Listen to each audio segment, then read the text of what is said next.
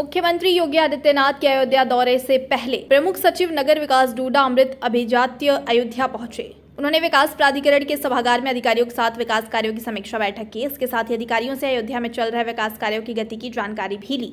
बैठक के बाद अमृत अभिजात्य ने कहा कि अयोध्या एक ऐतिहासिक और धार्मिक नगरी है। अयोध्या के इतिहास में अब एक नया अध्याय जुड़ रहा है। बहुत ही व्यापक स्तर पर अयोध्या का विकास हो रहा है।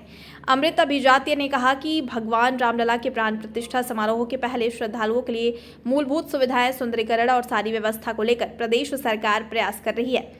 आने वाले समय में अयोध्या में लाखों श्रद्धालु पहुंचेंगे। ऐसे में उनके टॉयलेट की व्यवस्था, उनके रहने की व्यवस्था, सड़कों का प्रबंधन, जानवरों को लेकर प्रबंधन, श्रद्धालुओं के लिए और क्या क्या व्यवस्थाएं हो सकती हैं, उसकी व्यवस्था के लिए प्रयास किया जा रहा है।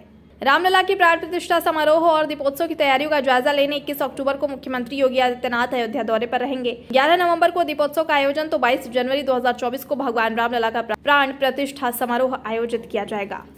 देखिए, अयोध्या जो है एक ऐतिहासिक और धार्मिक नगरी है, इसके बारे में सब लोग जानते ही हैं। परंतु एक हम लोग के जीवन का एक बहुत महत्वपूर्ण अध्याय ये जोड़ रहा है कि इस दौरान माननीय मुख्यमंत्री जी के मार्गदर्शन में, प्रधानमंत्री जी के आशीर्वाद से यहाँ पे बहुत ही व्यापक किस्म के कार्य किए जा रहे हैं। और जब तक प्रतिष्ठापन का समय आएगा तब तक यहाँ पे हम लोग मूलभूत सुविधाएं, सौंदर्यीकरण, सब चीज़ों की व्यवस्था के लिए स्टेट गवर्नमेंट प्रयासरत है। वो सब कार्य चल रहा है, तो उसकी आज समीक्षा की गई। और साथ साथ हम लोग को कुछ रीसेंट डिमांड्स आ रहे हैं, क्योंकि एक बहुत बड़े व्यापक तैयारी की समीक्षा यहाँ पे आवश्यक है, क्योंकि लाखों की संख्या में लोग आएंगे।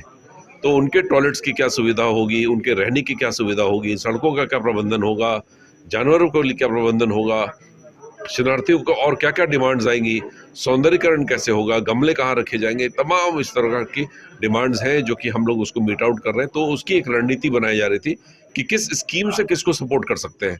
तो चाहे वो स्वच्छ भारत अभियान हो, चाहे अंत्येष्टि वाले इससे दिया जाए, चाहे कान्हा गौशाला में हो, चाहे अवस्थापना निधि से हो, अमृत से हो, सब चीज़ों का व्यापक समीक्षा की गई कि किस प्रकार से आने वाले समय के लिए अयोध्या को तैयार किया जाए, ताकि जितने भी यहाँ पे श्रद्धालु आए उनके लिए एक बहुत अच्छी सुविधा दे पाए।